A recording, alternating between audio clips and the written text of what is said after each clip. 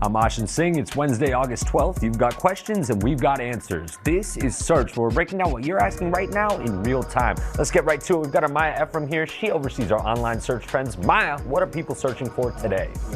Hi, Asha. Nice to see you. Starting with the NBA, a blockbuster deal had hundreds of thousands of searches on news that the LA Lakers are being sold. Sources telling ESPN Thrive Capital founders Josh Kushner and former Disney CEO Bob Iger have agreed to acquire the team. The news triggered a wave of searches on Kushner's background, details on the agreement, and reactions to the historic multi-billion-dollar deal.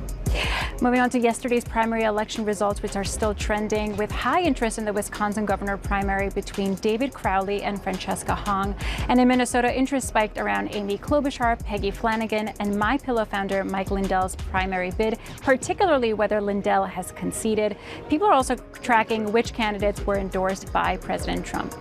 And in Massachusetts, trial updates in the Lindsay Clancy murder case have people analyzing each witness testimony. Interest spiked after an ICU nurse detailed Clancy's physical condition and treatment after being admitted to the hospital. People are still looking for the medications Clancy was taking and evidence surrounding her mental health. Clancy has pleaded not guilty to the murder of her children. All right, a lot to get to today. Maya, thank you so much. We'll check back with you in just a bit. Okay, let's dive a little deeper into the story that you guys cannot stop asking about. Josh Kushner and former CEO of Disney, ABC News' parent company, Bob Iger, reportedly making an offer to buy the Los Angeles Lakers. We've got ESPN Landscape senior culture writer Justin Tinsley. Tins, talk to me, man. This is crazy news. ESPN is reporting that the sale is for over $12 billion. Just after a year of being sold before, it feels like the Lakers got flipped harder than a pair of Kobe 8s, man. How did this deal come together, and what are we hearing from Iger and Kushner? So Iger and Kushner buying a team isn't shocking. That had long been reported that they were interested in doing that. The shocking part, Ash, is they bought the Lakers. No one knew the Lakers were even up for sale. And according to ESPN's Ramona Shelburne, who broke the story, and others around the league who I've spoken to, the deal kind of came together like a snap of a finger, as much as $12.5 billion in a snap of a finger can be. Mark Walter, he purchased the majority stake in the Lakers last year, less than a year ago, and now he's selling it for $12.5 billion. Not only is it the richest sale for an American sports team in history, it's unprecedented for how it all went down. And please believe there are far more questions than answers. Yeah, I want to ask you more about Iger and Kushner, but before we do, people are searching just who is Mark Walter. I mean, he barely got comfortable in crypto arena before making a sale. Who is he, and why would he sell this team? Well, see, this is a guy who has made billions in the insurance industry. He already owns the Los Angeles Dodgers, the Los Angeles Sparks, and a host of other teams. And the Lakers were just the latest feather in his cap. And like I said, he brought it for $10 billion last year. It got approved by the NBA's board of governors, and it felt like a new beginning with the Lakers. The Lakers had always been this mom and pops organization. It had been run by the buses, and it felt like a new beginning with the Lakers when Mark Walter came on, and it was a new beginning. But now, as they say in the industry, grand opening, grand closing. Here comes another grand opening with Bob Iger and Josh Kushner. Yeah, that's facts. You mentioned that it's no surprise that Kushner and Iger were involved in the purchase of an NBA team. Just what is their background? People are curious, and why the Lakers now? So here's the thing. Both have been linked to the presumed expansion franchise coming to Las Vegas. But when the Lakers become available, Ash, that's not a deal you turn down. You take that when you can get it. And both have obvious deep ties to the sports world. Iger, of course, was the CEO of Disney for a long time, which of course owns ESPN. Iger rejoined Josh Kushner's Thrive Capital this year. And Josh Kushner is the brother of Jared Kushner, who is President Trump's son-in-law. Jared Kushner runs Thrive Eternal, which FIFA tried to sell a minority stake to run the World Cup, and obviously the controversy that came with that. But Josh Kushner, he's no stranger to the NBA. He's a current minority owner with the Miami Heat, and before that, he held the same position with the Memphis Grizzlies. Now it feels like both Iger and Kushner got their big joker. Just unbelievable, man. I mean, it's one thing to see a sale of an NBA team, but the Los Angeles Lakers, man, I did not see that coming. Tins, thanks so much for joining us, man. The latest in the Lindsay Clancy murder trial. I've got our legal analyst, Brian Buckmeyer, here with us. Brian, I know you've been on top of this for the past several days. No, everybody seems to be asking you about this case, but give us the latest today. Who is on the stand today and what they have to say?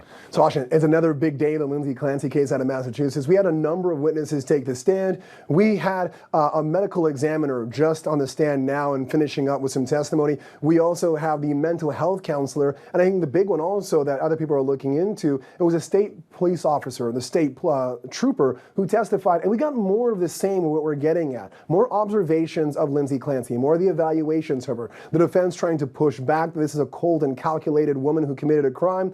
The prosecution showing that she did get help, she refused that help, and she did this crime of murdering her 3 children intentionally. Yeah, Brian, search is going crazy looking up the testimony of the ICU nurses. What did we actually hear from them today?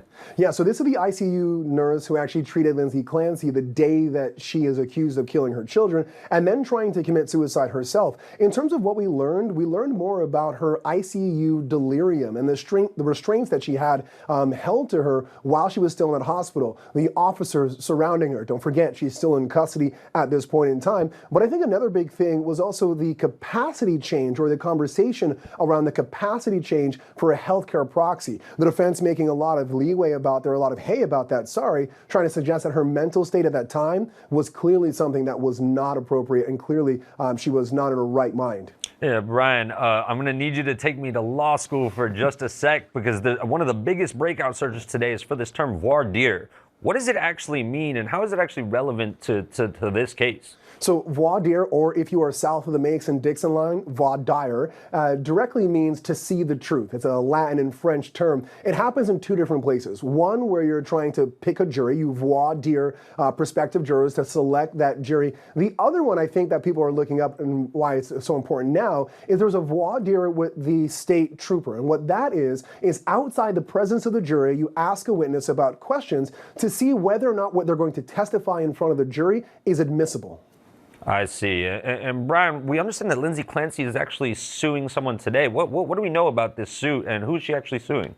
Yeah, so Lindsay Clancy and also her ex-husband, Patrick Clancy, are suing some of the nurse practitioners and doctors that gave her aid, saying that they wrongfully prescribed her medication, missed major red flags, and that caused her to have this postpartum psychosis, leading to the death of her children. We actually saw one of the practitioners on the stand, Dr. Tufts, who's a named defendant in in both of those 2 civil lawsuits. Yeah, Brian, how are those doctors actually responding to this suit?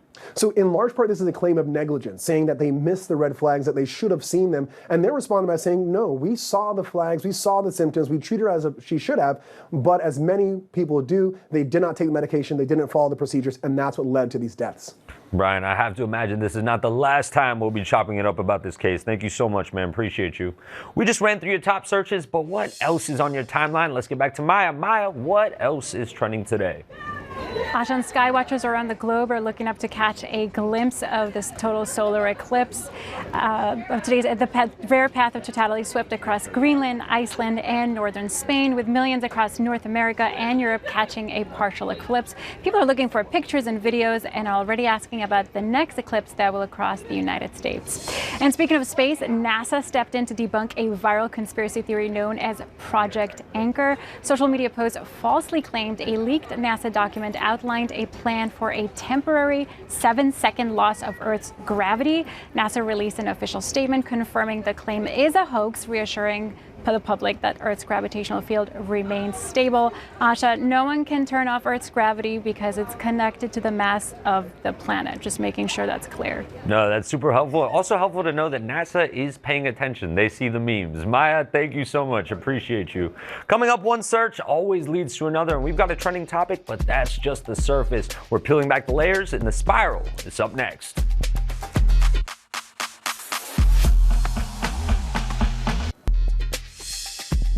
Welcome back to Search. Today's top searches are only part of the story. A simple scroll can sometimes take you down a deep rabbit hole. It's time now for the spiral.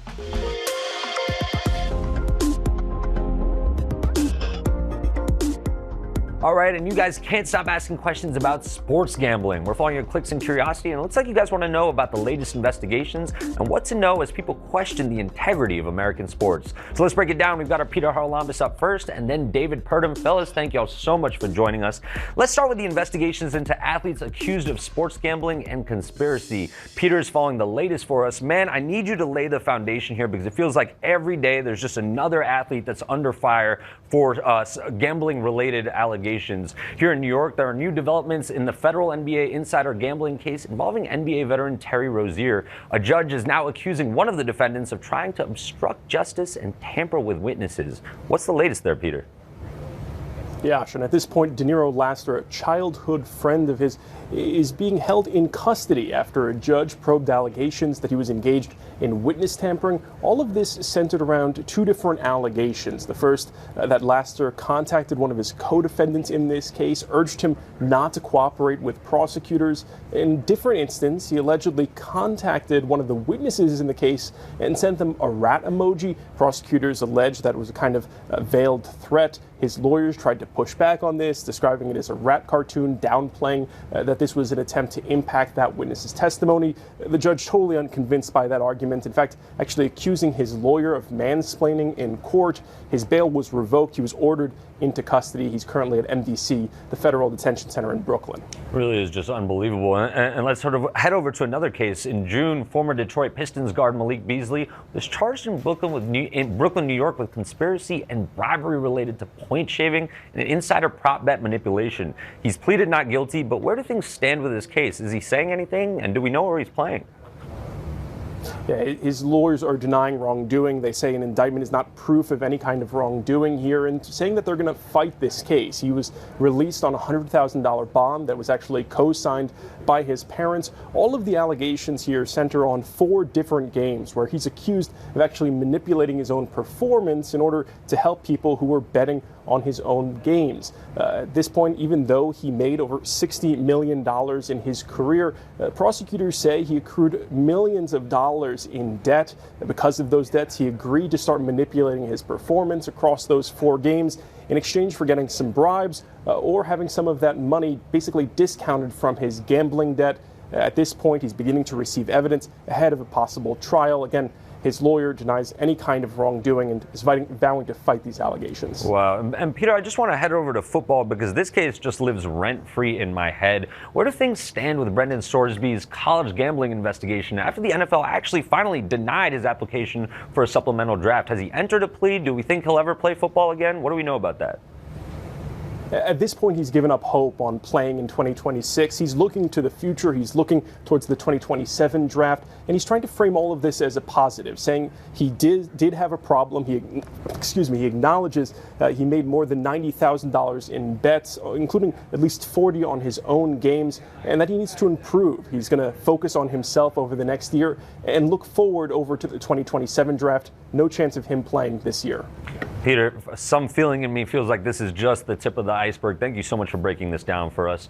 Let's now bring in ESPN sports betting reporter David Purdom. David, thank you for joining us, man. We've heard from Peter just a slew of the cases that have been going on, and we've seen multiple professional athletes under fire in headlines for sports gambling. That's before and after the Supreme Court ruled to allow widespread legal sports betting in states across the country in 2018. And now with the rise of prediction markets, people are searching. Do you feel like integrity in American sports is in the crosshairs? Yes, certainly it has been. Bad actors have targeted professional and collegiate athletes in these betting schemes. We've seen schemes built around players manipulating their performance so the bettors could wager on things like the under on their points, rebounds, and assists in basketball, or even in baseball, whether an individual pitch will be a ball or a strike. Now, almost all of these schemes, though, that have led to these federal charges took place 2 and 3 years ago. Since those cases have been revealed and publicized, the amount of suspicious activity has decreased significantly, according to sportsbook sources and kind of firms that monitor the betting market. So it's possible that we're seeing a little bit of a deterrent effect taking place. People are learning that if you attempt these types of schemes, authorities are watching. They can identify them, and it can lead to the end of careers and potential criminal penalties, including lengthy prison sentences. Yeah, David, this seems all the while several leagues actually benefit financially from these partnerships with sportsbooks. So how is this different from individual players benefiting from gambling themselves? I mean, we talk about the integrity of the game, but how can their employers be making money off these platforms when the players aren't allowed to, right? You nailed it. It's the money is the biggest difference between these deals with the leagues and then the individual players. Revenue generated from the league partnerships with betting operators, it's divided between the league and the players with the splits kind of collectively bargained. Now, the players almost certainly would make more money, however, if they were to engage in individual sponsorship deals with betting companies. And from the players' perspective, they feel like they deserve it because they're taking all the negatives from the betting, right? Such as the abuse they receive from angry gamblers at arenas on social media. So they're arguing that, hey, we should get a bigger cut or be allowed to do these individual sponsorship deals. And David, you've got your eye closer to this than pretty much anybody. Do you think leagues are doing enough to police this internally, or has legalized betting created an integrity problem that sports organizations just simply weren't prepared to handle once the floodgates opened? I'm going to defend the leagues here because I think they are doing what they can in terms of educating the players of what they can and can't do. They monitor for these violations of the gambling policy, and then they penalize players that cross that line. Jonte Porter, a relatively unknown NBA player, was banned for the league after he was found to have participated in an alleged betting scheme. So that's the strongest punishment you could possibly hand out. Now, the other side of that, I do think the betting operators can be doing more to protect the integrity of sports, and that goes by keeping the limits that people can bet lower, especially on those most vulnerable wagers. If people aren't able to make big scores on betting schemes, there really isn't as much incentive to try them. Feels like the world of sports is just about as different as ever with the floodgates of gambling open. David, thank you so much for your reporting and kind of catching us up to speed on all this. Still ahead, it might be at the top of your feed, but what's the vibe? We've got your top pop culture and entertainment searches with Roxy Diaz. The Vibe Check is next.